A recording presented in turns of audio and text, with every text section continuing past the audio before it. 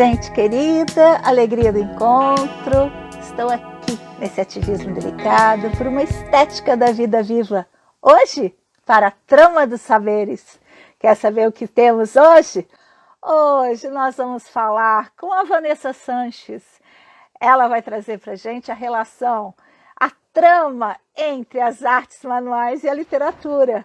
A Vanessa das sutilezas poéticas. Uma ação de curadoria. Até anotei aqui, mas vou deixar para ler depois. Mas eles fazem curadoria literária para educadores e famílias, né? Educadores parentais e educadores institucionais. E essas várias conversas, esse ciclo de conversas que a gente está fazendo, elas fazem parte. É uma ação da pós-graduação Artes Manuais para Educação. Sutilezas poéticas, chegando para conversar com a gente. Vanessa, querida, alegria do encontro. Estava contando para quem estava aqui já sobre as sutilezas poéticas. As sutilezas poéticas é uma curadoria, né? Para educadores parentais e institucionais, vou chamar assim, não é isso? Da onde que veio essa ideia, Vanessa? Então, eu e meu parceiro, Rodrigo, meu amigo, nós trabalhamos sempre na mesma escola e a gente sempre teve essa paixão por literatura infantil.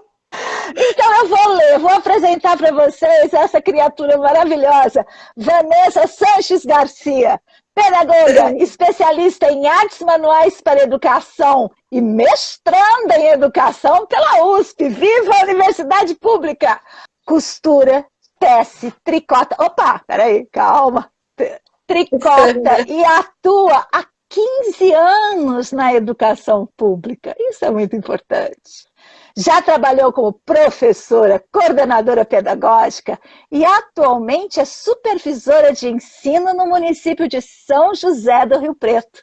Desenvolve projetos de literatura voltados para a formação e curadoria literária de educadores parentais e institucionais. Sutilezas poéticas comigo aqui. Por quê? Porque essa sutileza poética faz parte do colegiado de coordenação pedagógica da pós-graduação Artes Manuais para Educação. Minha querida, conte-me tudo, não esconda nada. O que você preparou para nós hoje? Hoje eu não tenho nem ideia do assunto, só vou ficar aqui na brincadeira de escutar e viajar. Não, Nina, você tem sim. Eu trouxe muita coisa, eu trouxe você, inclusive. Ai, socorro! Fiquei lendo sua tese. Ontem, tem muita coisa lá que... Tem muitos textos, uma diversidade enorme de textos, que foi o que a gente pensou quando a gente fez... escolheu as referências, né? Selecionou as referências da pós-graduação. Então, eu acho que conversa muito, assim, com o seu trabalho, né? Claro, conversa muito com o que eu vou trazer aqui hoje. Eu trouxe uns trechinhos da tese também para ler. Então vamos lá. Achei que eu fosse descansar e ficar na base da ouvidora de histórias. Não, a gente... pensou, né, quando nós estávamos organizando as referências da pós-graduação, em trazer literatura também, porque tinha alguns textos, né, mais densos, tinha umas coisas mais pesadas, e aí a gente pensou, não, vamos trazer a literatura, porque era esse refúgio, esse lugar, né, do respiro. Mas aí, Nina, eu fui olhar... Não é bem assim, não! Não tá! Eu fui olhar pro que a gente escolheu e só tem tensionamento, só tem discussão. Mas aqui já tem um ponto, olha. Olha que interessante. Já tem uma política de narratividade que tem tudo a ver com o que a gente faz. Porque uma coisa, digamos assim, é tensionar a frio, só ao intelecto. E outra coisa é tensionar com o corpo todo. trazendo sentir, trazendo fazer, encorpando, digamos assim, o tensionamento. Por quê? Porque aquilo que o intelecto não dá conta, às vezes o sentir dá. Aquilo que o sentir não dá conta, às vezes o fazer resolve. Então, isso faz parte da nossa política de narratividade. A gente faz os enfrentamentos, mas numa poética sutil, como diz. Muito bem. Então eu vou começar com uma sutileza que tensiona, um poema da Conceição Evaristo, que está nas nossas referências. Da calma e do silêncio. Quando eu morder a palavra, por favor, não me apressem.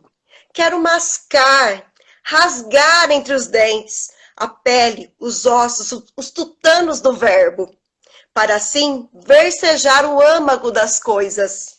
Quando meu olhar se perder no nada, por favor, não me despertem. Quero reter no adentro da íris a menor sombra do ínfimo movimento. Quando meus pés abrandarem na marcha, por favor, não me forcem. Caminhar para quê? Deixem-me quedar, deixem-me quieta, na aparente inércia. Nem todo viandante anda estradas. Há mundos submersos que só o silêncio da poesia penetra. Não é linda, Nina? Muito bem. Conceição Evaristo? Conceição Evaristo, nessa beleza toda. É uma das referências que a gente traz na pós. Eu não tenho ela aqui do meu lado. Ela está aqui. Está aqui também. Tem um outro aqui. Ai, tem um monte de Conceição aqui. Cadê? Olhos d'águas. Ai, que lindo esse. Esse é lindo. Esse é... E... esse passeio que eu vou fazer aqui hoje, ele tem a ver também com a minha pesquisa nas artes, como aluna da segunda turma, né, da pós em artes manuais para educação. Porque, olha o livro que nós publicamos. O livro que, pelo link da bio, a gente chega nele. Qual que era a sua linha de pesquisa, Vanessa? Modos de ser e viver. As artes da casa, a literatura, a oralidade, a memória e a ancestralidade. É tudo que a gente vai falar hoje aqui. É lindo. É um espaço lindo de pesquisa, assim. E eu conversei na minha pesquisa com mulheres que faziam artes manuais na cidade. Então, mulheres de diversos contextos. Tanto da zona sul da cidade, quanto... as mulheres que estão numa ocupação. Zona sul da cidade é uma zona, digamos assim, mais enricada, é isso? Mais enricada, é tá isso. Bom. Porque eu queria saber o que elas faziam, né? Que tipo de artes manuais elas estavam fazendo, né?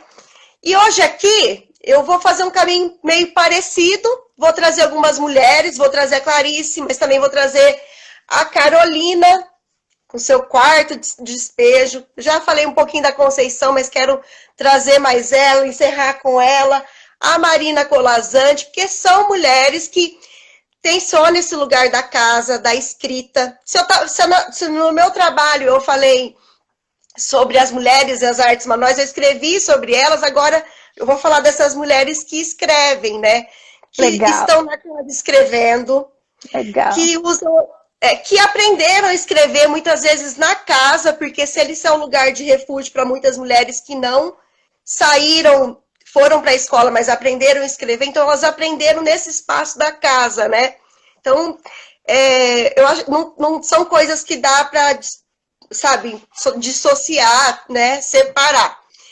E essa casa também como um lugar que as narrativas acontecem. Eu trouxe o diário da Carolina Maria de Jesus, da Carolina Maria de Jesus, que é lindo também, né? Que é um livro que me toca muito, assim, são socos no estômago, né, Nina? E eu fico sempre pensando como que alguém, que é algo que me mobilize, que me faz pensar nessa pesquisa da escrita é como alguém em situações extremas consegue escrever, fazer um diário, entender que nesse diário tem uma relação de poder, né? Isso que eu acho mais legal, sabia? Porque é compreender o dispositivo de escrita como um dispositivo de produção de subjetividade afirmativa. Eu acho isso lindo. Ela sempre soube que ela seria lida e ela até usava isso, né, com as pessoas. Eu estava lendo um trechinho hoje que ela ameaçava. Ela falava, você vai aparecer no meu livro.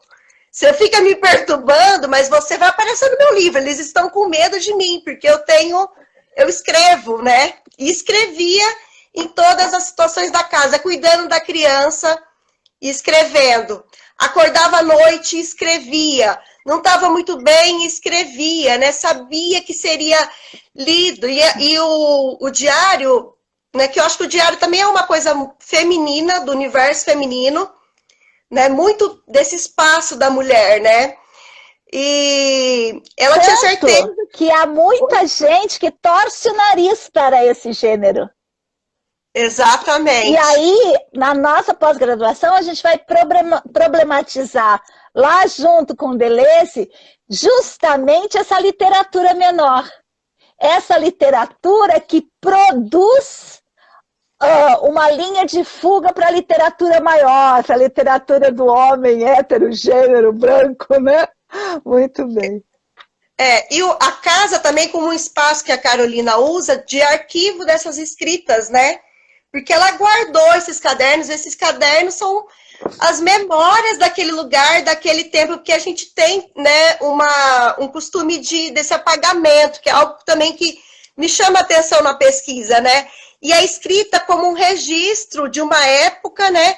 E num contexto por uma mulher que estava vivendo, né? Aquelas experiências. Então, acho que eu quero ler um trechinho da Carolina, trazer ela aqui também. Deixa eu ver um trechinho que eu separei sobre essa escrita. Passei a noite assim. Eu despertava e escrevia. Depois, eu adormecia novamente. Às 5 da manhã, a Vera começou a vomitar. Eu dei-lhe calmante. Ela dormiu. Quando a chuva passou, eu aproveitei para sair. Catei um saco de papel. Eu recebi só 12 cruzeiros.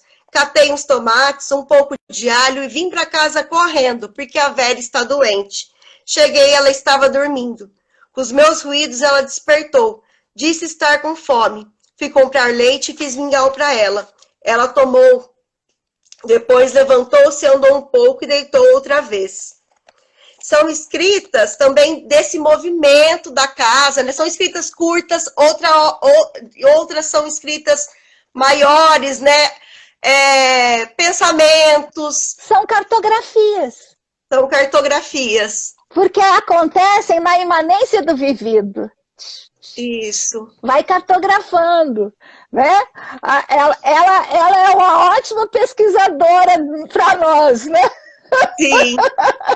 Tem um ritmo que a gente propõe na pós. Essa cartografia, essa escrita que não dá, que não esfria, é uma escrita quente, junto à ação. Sim, tem um ritmo da casa, tem um ritmo dessa vida doméstica, né? Com todas as rupturas, com todos os movimentos. Aí, Nina, eu trouxe um trechinho da sua tese, deixa eu ler aqui, que também tem isso. E eu fiquei assim... Vou ler, dá licença. Os braços trabalhavam. Eu escutava as formas. Fazia pão. Mas no fundo de mim, fazia livro. Não é lindo? Lavava então as mãos por causa do óleo. Vim aqui escrever, pensando que fazer pão era uma atividade favorável à minha escrita, que é isso que você está falando, né? Que essa escrita... Maria Gabriela Lansol. Justamente nesse lugar desse imbricamento entre o fazer manual da casa, né? Entre a elaboração, enquanto você tricota, você faz livro. Enquanto, sabe, essa interpenetração é significativa por quê? Porque a própria Maria Gabriela Lansol vai falar, eu não faço separações. Escrever é com o corpo, né? É tudo junto. E é uma escrita compromissada com a vida. E também, né, produz vida, produz pensamento. Eu, assim, Nina, quando eu entrei na pós, até hoje, a escrita, ela é uma dificuldade para mim, assim. Para todo mundo. Para todo mundo, então tá. Mas, assim, não me via escrevendo nada, assim. Foi um parto. Realmente foi um parto. Foi uma dificuldade muito grande escrever, assim, né? E aí eu me lembro que um dia você falou assim, olha, gente, vocês já leram muito. Foi uma aula que você deu. Agora tá na hora de escrever. Porque eu acho que essa relação também que a gente tem com a escrita, ela é porque nós consumimos a leitura, né, e pouco escrevemos, né, vem da nossa alfabetização, da nossa tradição, né, de pouco escrever, de pouco lidar com a escrita. Subordinação, porque a relação de escrita está sempre subordinada à autoridade do outro, né, e é isso que a gente quer romper com a nossa política de narratividade. A gente escreve com os autores, se a gente quiser.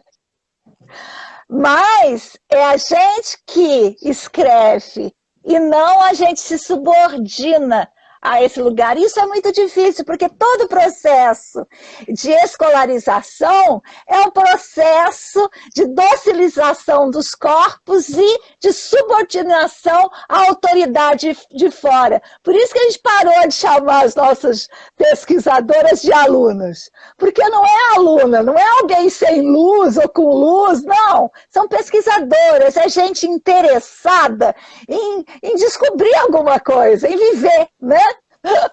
Muito bem. Aí eu queria, até para encerrar, eu trouxe um outro livro que eu ando pesquisando, que tem coisas, assim, tem escritas, eu trouxe as escritas da casa, mas também tem escritas que se distanciam um pouco da casa, que tentam olhar para casa, que é um livro da Clarice Lispector, chama Correio Feminino. Esse eu não tenho dela. Então, é um livro que ela escreve, na década de 50, 60, no início da ditadura ali, que ela escreve para mulheres num jornal. Só que ela escreve com pseudônimo. Então, tem coisas de todos os conselhos. Então, é um lugar uma edição, então. É um recorte. É um recorte. Eles pegaram todos os textos de um determinado período e trouxeram... tá bom. É porque eu não conhecia, eu conheço a obra dela, a obra toda, porque eu fui pesquisadora, né? Mas aí são as crônicas e mini-contos, é isso? Isso, são crônicas, conselhos sentimentais. A editora Rocco, ela tem 3 livros que são dessa série. E eu tô, assim, pesquisando muito, lendo... pensando sobre algumas coisas que são os conselhos para as mulheres na época. E eu quero ler um aqui que se chama Para Ratos. Ela estava num período ali. Contra ratos. Senta que lá vem história. Tem coisas que eu gosto muito no livro, tem coisas que eu torço, que eu me afasto, né? Tem coisas que eu me aproximo mais, mas esse aqui eu acho bem, bem legal, assim. Porque ela, claro, uma mulher de um diplomata, culta, né? Estava muito distante da casa, né, Nina? Mas ela traz algumas coisas interessantes para a gente pensar, né? Para ratos, ou melhor, contra ratos. Até hoje não se sabe se os ratos vivem perto da gente porque somos criaturas simpáticas ou porque eles nos classificam como animais úteis. Ou se simplesmente... somos um celeiro ótimo. Quem sabe se somos para os ratos um mal necessário. Do jeito como se assustam com Do jeito como se assustam conosco, é de crer que eles ainda não descobriram um remédio contra pessoas. Nem nós. Isto é, não descobrimos ainda o remédio perfeito contra ratos.